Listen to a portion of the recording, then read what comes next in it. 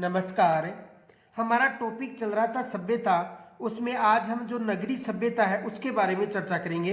देखो यहाँ से एग्जाम में एक प्रश्न पूछा जा चुका है, माध्यमिका नगरी किस जिले में स्थित है।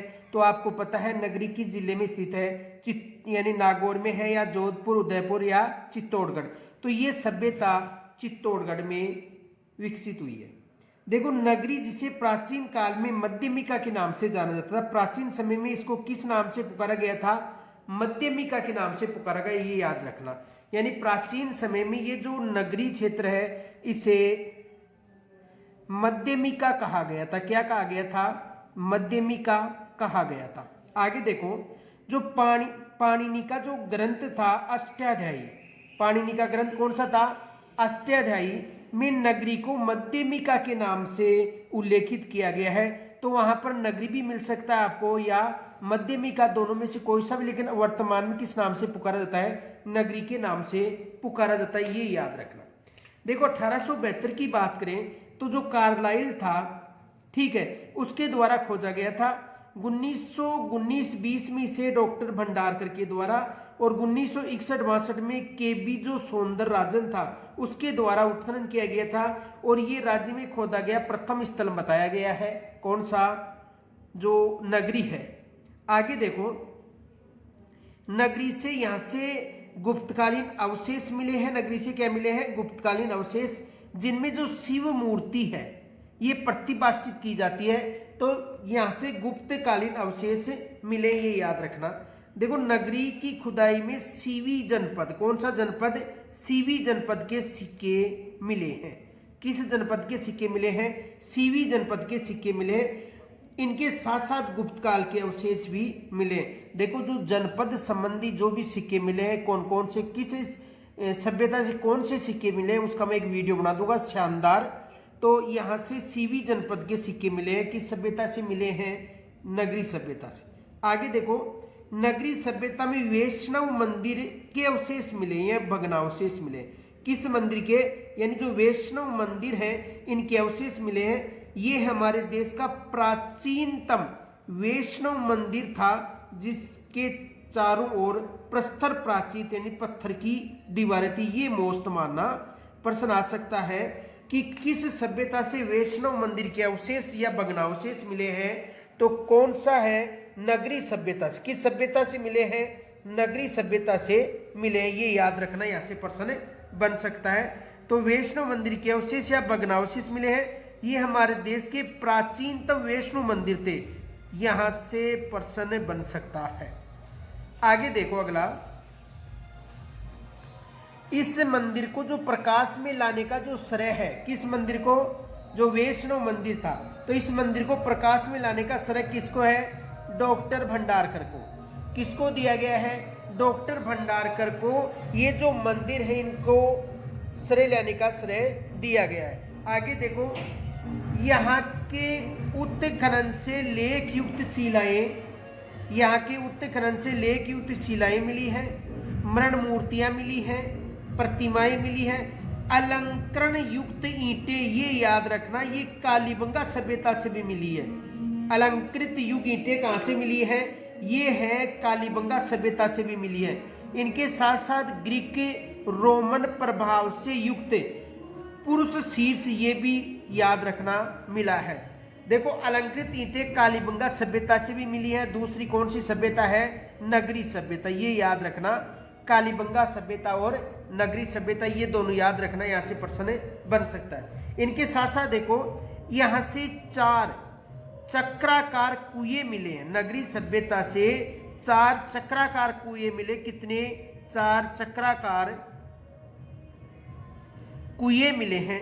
लेकिन ये भी याद रखना, ये तथ्य भी याद रखना, कालीबंगा के जो मकान है वहां से भी अंडाकार कुएं मिले हैं। ये एग्जाम में प्रश्न पूछा भी जा चुका है कि किस सभ्यता से अंडाकार कुएं मिले हैं, तो कालीबंगा सभ्यता से अंडाकार कुएं मिले हैं। और चक्राकार कुएं भी मिले हैं, कहां से मिले हैं, नगरी सभ्यता से।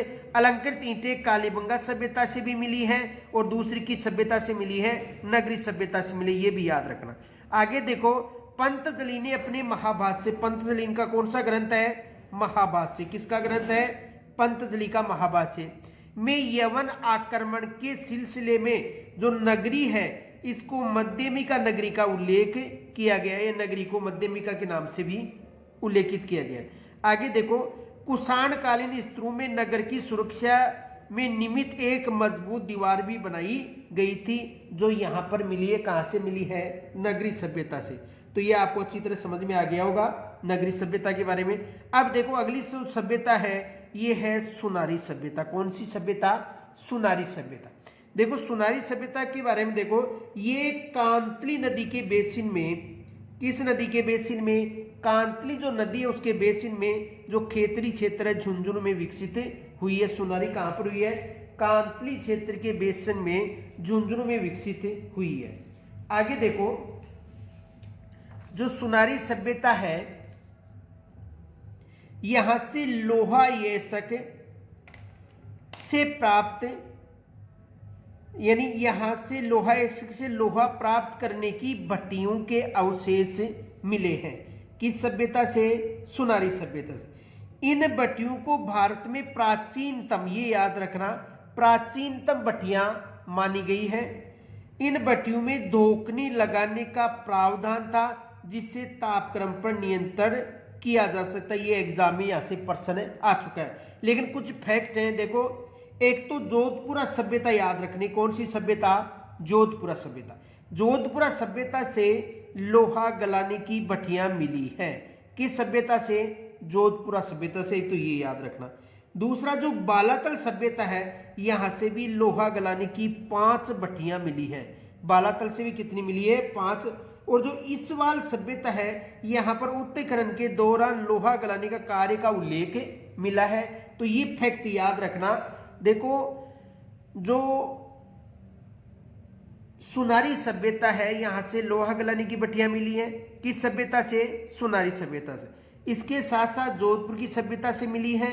बालातल से 5 लोहा की भट्टियां मिली है लोहा गलाने की, और इसवाल से लोहा गलाने के कार्य के अवशेष मिले हैं। आगे देखो, सुनारी से लोहा का एक प्याला मिला है। लोहा का एक प्याला भी प्राप्त हुआ है, जो इन स्तरों में प्राप्त संपूर्ण भारत में एकमात्र प्याला था। यह भी याद रखना। अब देखो सुनारी सभ्यता के अवशेष कहां प्राप्त हुए हैं? कनिष्ठ अनुदेशन में पूछा गया 2022 में, झुंझुनू में, चूरू में, बीकानेर में और सीकर में। तो आपको स्पष्ट है कहां पर मिले हैं? झुंझुनू में। अगला प्रश्न आ चुका है, तो वनपाल 2022 में खेतरी के किस गांव में एसक से लोहा बनाने की भट्टियां मिली है के अवशेष है? खेतरी यानी झुंझुनू। ये प्रश्न आ चुका है 2022 में। खेतरी के किस गांव में एसक से लोहा बनाने की भट्टियों के अवशेष मिले हैं? तो कौन सा गांव है? ये आपको पता है, सुनारी। कौन सा गांव है? सुनारी। आगे देखो, यहां से लोहे के तीर, कृष्ण प्रमार्जित मृदपात्र, मिट्टी तथा पत्थर के मनके, शंख की चूड़ियां और मणमूर्तियां भी मिली हैं।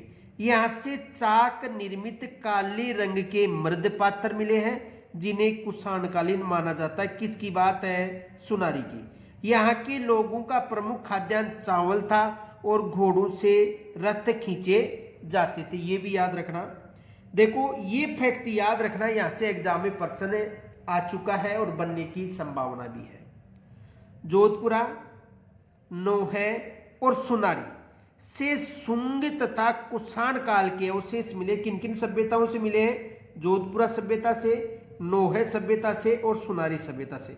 शुंग और कुषाण काल के अवशेष प्रचुर संख्या में मिलते हैं। ये अवशेष ईसवी पूर्व 2री शताब्दी से लेकर ईसा की 3री शताब्दी से संबंधित है, जो चाक निर्मित है। ये दोस्तों याद रखना, क्योंकि यहां से एग्जाम में प्रश्न बन सकता है। ये तीनों सभ्यताएं याद रखनी है आपको। कौन कौन सी सभ्यता हो गई? जोधपुरा, नौहे और सुनारी। जोधपुरा, नौहे एवं सुनारी, ये तीनों याद रखना है। शेष शुंग और कुषाण काल के अवशेष प्रचुर संख्या में मिलते हैं। यहाँ के अवशेष इस यानी ये अवशेष हैं ईसवी पूर्व दूसरी शताब्दी से लेकर ईसा की तीसरी शताब्दी संबंधित माने जाते हैं और ये चाक निर्मित हैं। अगला देखो, ऐसा अनुमान लगाया जाता है कि यहाँ की जो बस्ती है सुनारी की, वो वैदिक आर्यों के द्वारा बसाई गई। कहाँ की बस्ती को? वैदिक आर्यों के द्वारा। सुनारी की जो बस्ती है ये वैदिक आर्यों के द्वारा बसाई गई होगी। राजस्थान में उत्खनित स्लेटी रंग के चित्रित मर्दपात्र, याद रखना, स्लेटी रंग के चित्रित जो मर्दपात्र वाली सभ्यता का प्रतिनिधित्व करने वाली इन चारों स्थलों, जिनमें कौन कौन से याद है? एक तो सुनारी याद रखना। कौन सा है? सुनारी, ये याद रखना। सुनारी के अलावा देखो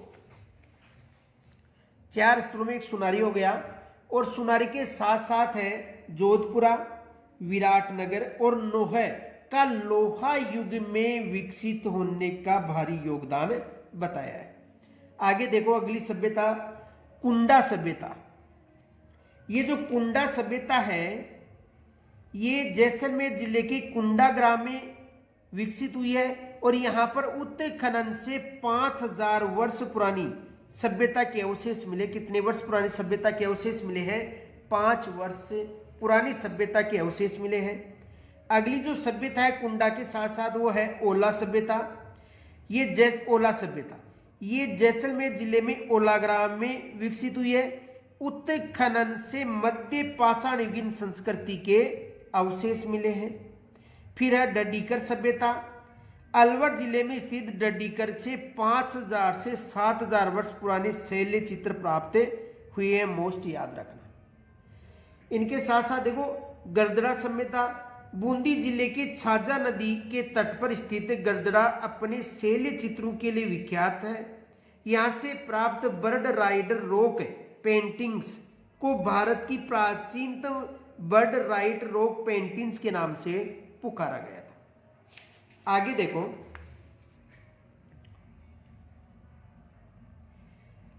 तिपटिया सभ्यता।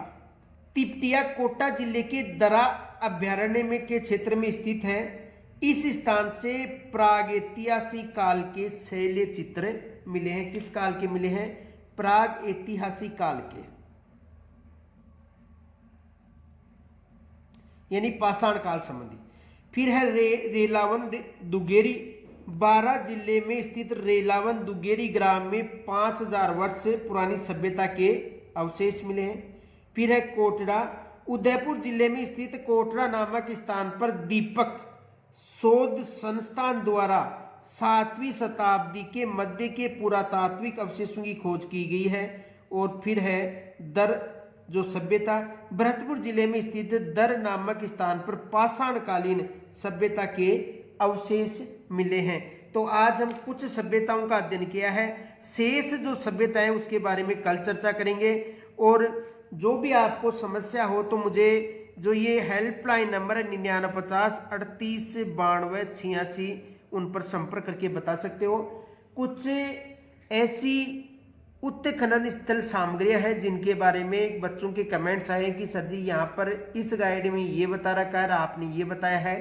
तो देखो उन्होंने जो बच्चे मेरे से संपर्क कर चुके हैं उनको मैंने संतुष्टजनक जवाब दिया है और वो बच्चे भी संतुष्ट हैं। उनसे संबंधित मैं एक वीडियो लेकर आऊँगा कि किन गाइडों में क्या बता रखा है, वास्तविक क्या है ऑथेंटिक बुकों में, और ये तथ्य आपके सामने प्रस्तुत किए जा सकते हैं। तो आपको यदि कोई समस्या हो तो मुझे प्रत्यक्ष संपर्क करना ताकि मैं आपका जवाब दे सकूं। तो आज हम केवल इतना ही अध्ययन करेंगे, शेष कल करेंगे। तब तक के लिए नमस्कार, राम राम, जय हिंद।